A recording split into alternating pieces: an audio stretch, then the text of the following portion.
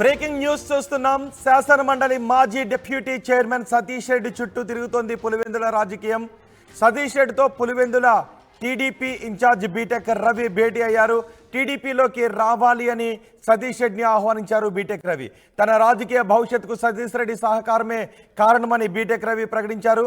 సతీష్ రెడ్డి టీడీపీలోకి రావాలి అని దేవుడిని ప్రార్థిస్తున్నట్టుగా బీటెక్ రవి చెప్పారు.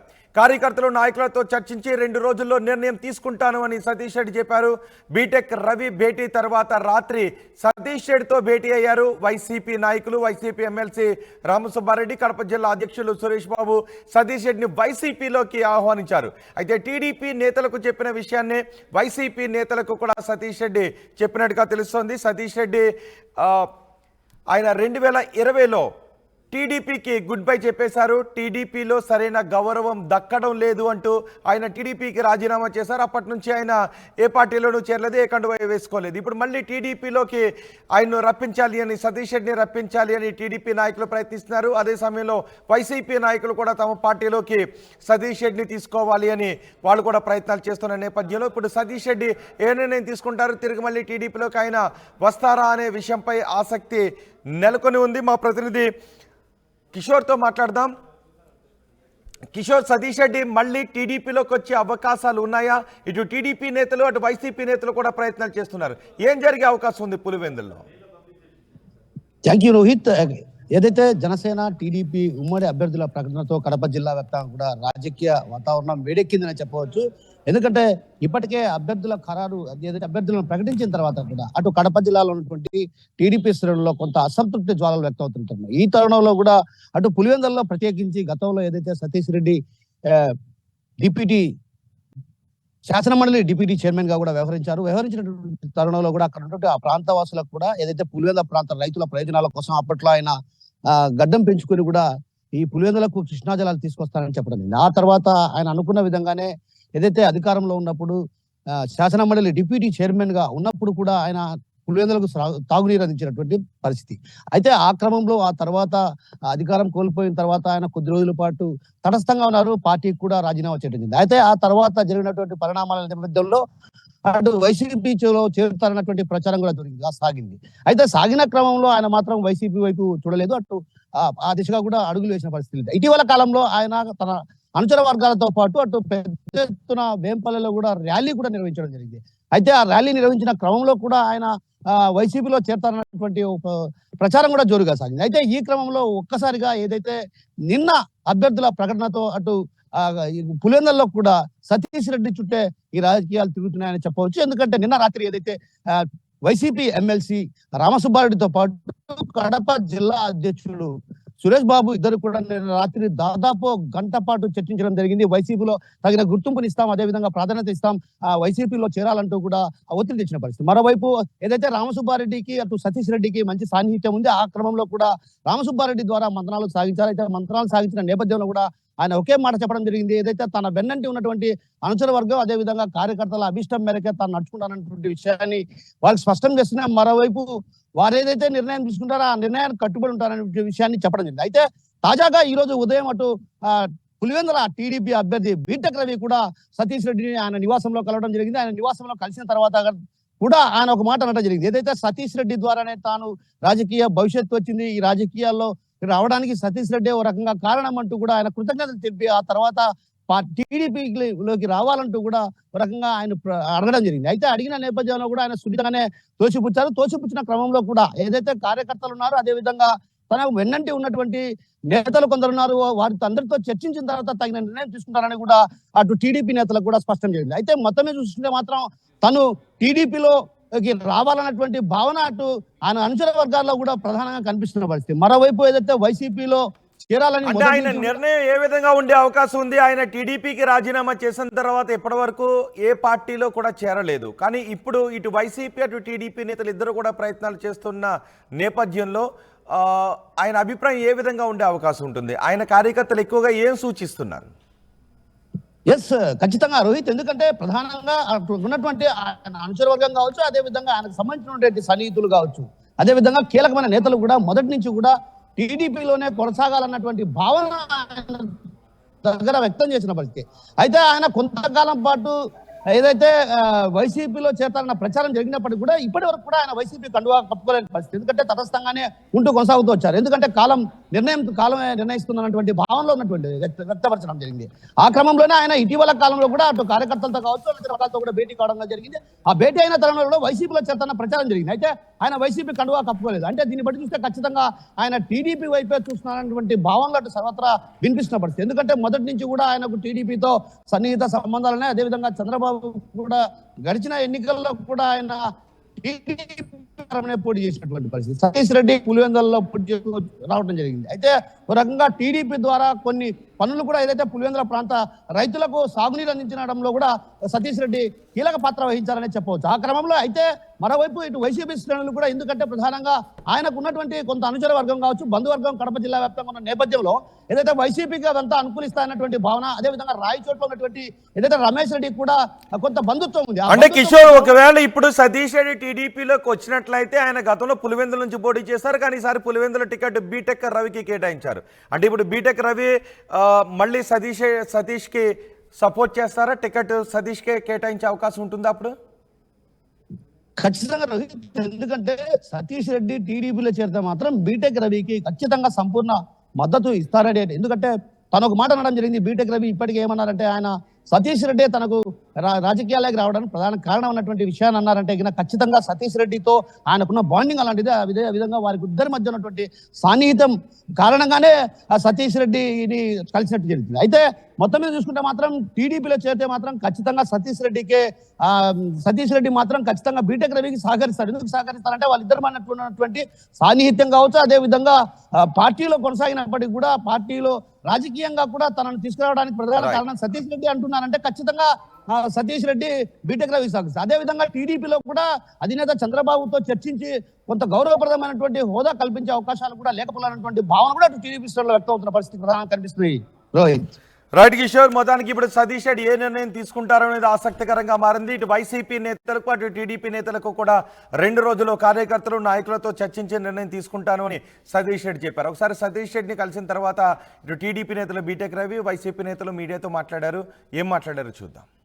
అందరికీ నమస్కారం. తర్వాత ముఖ్యంగా నేను ఒక 4-5 రోజుల కిందట కూడా అంటే ఇదే వేంపల్లిలో ప్రెస్ స్టేట్మెంట్ కూడా ఇచ్చినాను. నాకు టికెట్ కన్ఫర్మ్ అయిన రోజు, అనౌన్స్ అయిన రోజే సతీష్ రెడ్డి అన్నను కానీ వాళ్ళ బ్రదర్ విష్ణుని కానీ వచ్చి ఇంటికి వచ్చి కలుస్తానని చెప్పాను. అదే దాని ప్రకారం ఈరోజు అన్నను కూడా కలవడం జరిగింది. ముఖ్యంగా నేను అన్నను రిక్వెస్ట్ చేసింది కూడా ఏంటంటే నాకు ఈరోజు ఈ పోటీ చేసే అవకాశం అనేది వచ్చేసి నీ ద్వారా వచ్చింది. ఈ అవకాశం వచ్చేదానికి కారణం కూడా మీరే అన్న. ఇంతవరకు నేను కూడా మీకు వచ్చినప్పుడు 5 సార్లు కూడా నేను మా కుటుంబం అంతా కూడా మీకు అందరం కలిసి మీకు ఎలక్షన్ చేశాము. ఈసారి నాకు అవకాశం వచ్చింది కాబట్టి నాతో మీరు కూడా తప్పకుండా నాకు ఒకసారి నాకు అవకాశం ఇవ్వాలని నా తరఫున నా గెలుపుకు మీరు కూడా ఖచ్చితంగా పనిచేయాలని కూడా ఆయనను రిక్వెస్ట్ చేయడం జరిగింది. తర్వాత ఇదంతా కూడా చంద్రబాబు నాయుడు గారి దృష్టికి కూడా తీసుకెళ్ళాము. ఆయన కూడా మీరు ఇంటికి పోయి మాట్లాడండి, అవసరమైతే నేను కూడా ఫోన్ చేసి పిలిపించుకుంటానని కూడా చెప్పడం జరిగింది.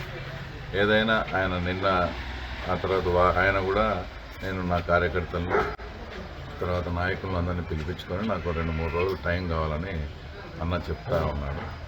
నాకైతే ఖచ్చితంగా ఆశ ఉంది, అన్న తప్పకుండా నాకు సహకరిస్తాడనే ఆశ కూడా ఉంది.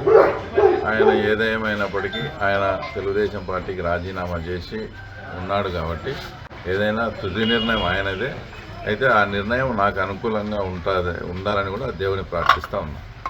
అందరికీ నమస్కారం. ఈరోజు నేను కానీ అదేవిధంగా పార్టీ రీజనల్ కోఆర్డినేటర్ కడప జిల్లా, అదేవిధంగా అన్నమయ్య జిల్లాకు సురేష్ బాబు గారిని గౌరవ ముఖ్యమంత్రి గారు రీజనల్ కోఆర్డినేటర్గా నియమించడం జరిగింది. గౌరవ ముఖ్యమంత్రి గారి ఆదేశానుసారం నేను, సురేష్ బాబు గారు, అదేవిధంగా గౌరవ ఎంపీ గారు కూడా చెప్పడం జరిగింది. సతీష్ గారిని వైఎస్ఆర్సీపీ పార్టీలోకి ఆహ్వానించడానికే ముఖ్యమంత్రి గారి ఆదేశానుసారం మేము ఇక్కడికి రావడం జరిగింది. సతీష్ గురించి ఎందుకంటే మేము చాలా కాలం పార్టీలో ఉండి గతంలో కూడా ప్రయాణం చేసినాం. సతీష్ గురించి నాకు బాగా తెలుసు. సురేష్ బాబుకు కూడా సతీష్ గారి గురించి బాగా తెలుసు. ఎందుకంటే అందరికి ఒకరికొకరి కలిసి రాజకీయాల్లో ఉన్న వాళ్ళం. చాలా సుదీర్ఘ కాలం నుంచి మా చిన్నాన్న శివారెడ్డి గారితో కూడా సతీష్కు బాగా సంబంధాలు. అప్పటి నుంచి కూడా మా అందరికి కూడా ఈ కుటుంబంతో కానీ మాకు కానీ మా కుటుంబానికి కానీ రాజకీయంగా అయితేనేమి, వ్యక్తిగతంగా అయితేనేమి, మిత్రునిగా అయితేనేమి మంచి సంబంధాలు ఉన్నాయి. ఒక మంచి వ్యక్తిత్వం కలిగిన వ్యక్తి. రాజకీయాల్లో కూడా సతీష్ రెడ్డి గారు నేను కూడా గమనించాను. మేము కూడా రాజకీయాల్లో సర్పంచ్ స్థాయి నుంచి కింద స్థాయి నుంచే చూస్తూ వస్తూ ఉన్నాం. నాయకులు కార్యకర్తల కోసం చాలా దశాబ్దాల కాలం ఈ నియోజకవర్గంలో పులివెందల్లో తెలుగుదేశం పార్టీ తరఫున వైఎస్ఆర్ కుటుంబం పైన రాజకీయంగా పోరాటం చేసినటువంటి వ్యక్తి సతీష్ రెడ్డి. అదేవిధంగా రాజకీయంగా పోరాటం చేస్తూనే నియోజకవర్గ డెవలప్మెంట్ కోసం కూడా సతీష్ రెడ్డి తెలుగుదేశంలో ఉన్నప్పుడు ఆయన ప్రయత్నం ఆయన చేస్తూ ఎక్కడ కూడా రాజీ లేకుండా, ఎందుకంటే అందరూ కూడా అనుకుంటారు రాజశేఖర రెడ్డి గారి కుటుంబం వైఎస్ కుటుంబం అంటే ఉన్నతమైనటువంటి స్థానంలో ముఖ్యమంత్రిగా ఉండడము. ఆయన రాష్ట్ర స్థాయిలో కాదు, దేశంలో కూడా వైఎస్ఆర్ కంటే మహానేతగా ప్రజల హృదయాల్లో ఉన్నాడు. దేశంలో కూడా ఒక గుర్తింపు, ఒక ఆయన ముద్ర వేసే విధంగా పేదవాళ్ళ హృదయాల్లో కానీ, రైతుల్లో కానీ ఇరిగేషన్ ప్రాజెక్ట్స్ ఈరోజు మనం చూసాం. పులివెందులకు సాగునీరు వచ్చిందంటే కృష్ణా జిల్లాలో ఆ రోజు రాజశేఖర రెడ్డి గారి ఆలోచన విధానమే. ఈరోజు గండికోట ప్రాజెక్టు కానీ, ఈరోజు ఇక్కడికి వచ్చినటువంటి లిఫ్ట్ ఇరిగేషన్ స్కీమ్స్ ఏదైతే ఉన్నాయో పార్నపల్లె కానీ, అదేవిధంగా చిత్రావతి 10 TMSతో రిజర్వాయర్ కట్టినప్పటికి కూడా చాలా కాలము నేను మంత్రిగా ఉన్నప్పుడు కూడా చూసాం. ఇక్కడ తాగేదానికి నీళ్ళు లేక చీనా చెట్లు ఎండిపోతూ ఉంటే అప్పుడు జేఎస్ రంజన్ కలెక్టర్గా ఉన్నప్పుడు మేము ఇక్కడికి వచ్చి చెట్లు కాపాడడానికి ప్రయత్నం చేసి బోర్లు వేసి ట్యాంకర్లతో నీళ్లు తోలి చెట్లు కాపాడడానికి ప్రయత్నం చేస్తే కాపాడలేని పరిస్థితి. అంటే ఆ విధమైనటువంటి భయంకరమైన కరువు ఉండేది. ఆ కరువు వల్ల ఈ నియోజకవర్గంలో రైతులు చాలా కాలము సంవత్సరాల తరబడి పెట్టుబడి పెట్టే చెట్లన్నీ నరికేసే వాళ్ళు, ఎండిపోయినటువంటి చెట్లను నరికేసే పరిస్థితి. అలాంటి పరిస్థితి నుంచి ఈరోజు రాయలసీమ ప్రాంతం కానీ, ఆంధ్రప్రదేశ్లో కానీ, తెలంగాణలో ఈరోజు సాగునీరు ప్రతి కరువు ప్రాంతానికి కూడా వస్తూ ఉందంటే నేను తెలుగుదేశం పార్టీలో కూడా ఉన్నా. చంద్రబాబు నాయుడు గారు ఉన్నంత వరకు కూడా ఏ ప్రాజెక్టు కూడా చేపట్టిన పరిస్థితి లేదు. నేను మంత్రిగా కూడా పనిచేశాను. ఉన్న వాస్తవాలు ఈరోజు ఇక్కడికి కృష్ణా జలాలు తీసుకొచ్చిన పరిస్థితి ఏంటంటే రాజశేఖర రెడ్డి గారు రైతుల కోసం ఎంతో ప్రయత్నం చేసి పాదయాత్రలు చేసి ప్రతిపక్ష నాయకులుగా కూడా ఎన్నో ప్రయత్నాలు చేసినాడు ఈ ప్రాజెక్టుల కోసం. అలాంటి ప్రాజెక్టులు ఆయన ముఖ్యమంత్రి అయితేనే ఈరోజు ఎక్కడ చూసినా ఇక్కడ నీళ్లు, బోర్లలో నీళ్లు ఉన్నాయి, చెట్లకు నీళ్లు వస్తూ ఉన్నాయి. ఎక్కడ నీటి సమస్య లేకుండా తాగునీటికి కానీ సాగునీటికి కానీ సమస్య లేకుండా ఒక మంచి పరిపాలన అందించిన నాయకుడు రాజశేఖర రెడ్డి గారు. అదేవిధంగా మనం చూస్తే సంక్షేమ పథకాలు చూస్తే ఆరోగ్యశ్రీ గొప్ప కార్యక్రమం, ఫీజు రియంబర్స్మెంట్ గొప్ప కార్యక్రమం, 108, 104. ఈరోజు రాజశేఖర రెడ్డి గారు చనిపోతే అంతమంది బాధపడ్డారంటే ఆయన చేసిన కార్యక్రమాలు ఆ విధంగా. ప్రజలు ఊరికనే ఒక నాయకుడు పోతానే స్పందించే మనసులో నుంచి రావాలంటే ఆయన చేసిన కార్యక్రమాలే పేదవాడి సంక్షేమం కోసం కూడా బ్రహ్మాండంగా కార్యక్రమాలు చేశారు. ఈరోజు జగన్మోహన్ రెడ్డి గారు కూడా మీరు ఒక్కసారి ఆలోచన చేస్తే రాజశేఖర రెడ్డి గారు మహానేత చేసిన కార్యక్రమాలు కొనసాగిస్తూ ఇంకా 2 అడుగులు ముందుకేస్తూ ఒక మంచి పరిపాలన, సచివాలయ వ్యవస్థ, వాలంటీర్ వ్యవస్థ, అదేవిధంగా పేదవాడి సంక్షేమం కోసం ఆయన పాదయాత్రలో ఇచ్చినటువంటి వాగ్దానాలు నెరవేరుస్తూ ఈరోజు నవరత్నాల్లో బ్రహ్మాండంగా పేదవాడి భవిష్యత్తు కోసం, వాళ్ళ పిల్లల భవిష్యత్తు కోసం ఎడ్యుకేషన్లో నాడు నేడు. అదేవిధంగా మనం ఒక్కసారి ఆలోచన చేసే వైద్య రంగంలో కూడా ఆ రోజు రాజశేఖర రెడ్డి గారు ఆరోగ్యశ్రీ తీసుకొస్తే ఈరోజు ఫ్యామిలీ డాక్టర్ కాన్సెప్ట్తో ప్రతి సచివాలయంలో ఎక్కడ వేకెన్సీ ఉన్నా కూడా అన్ని ఫిలప్ చేసి 54,000 పోస్టులు ఫిలప్ చేసి ఈరోజు ఆరోగ్య సురక్ష మెడికల్ క్యాంప్స్ ఏర్పాటు చేసి ఫ్యామిలీ డాక్టర్ కాన్సెప్ట్తో ప్రతి పేదవాడికి ఇంటి వద్దకే వైద్యం అందించే కార్యక్రమాలు. సాగునీటి విషయంలో డెవలప్మెంట్ కరెంట్ ఇవ్వాలంటే చంద్రబాబు నాయుడు గారు ఒకటే చెప్పారు. ఆ రోజు చాలామంది లీడర్లు అందరూ చెప్పినారు రైతులకు ఇది చేయాలి, ఉచిత కరెంట్ ఇవ్వాలంటే ఇవ్వడం సాధ్యం కాదు అని చెప్పారు. ఈరోజు ఉచిత కరెంట్ రాజశేఖర రెడ్డి ఇచ్చారు. అది ఈ మిగతా రాష్ట్రాలు కూడా ఆదర్శంగా తీసుకొని చేసే పరిస్థితి. అంటే ఒక నాయకుడిగా ఒక మంచి పరిపాలన రాజశేఖర రెడ్డి గారు చేశారు. అదేవిధంగా జగన్మోహన్ రెడ్డి గారు ఇంకా ఒక డైనమిక్ లీడర్గా ఒక మంచి పరిపాలన అందిస్తూ ఈరోజు పరిపాలన చేస్తున్నాడు అనుకున్నారు అందరు. యువకుడు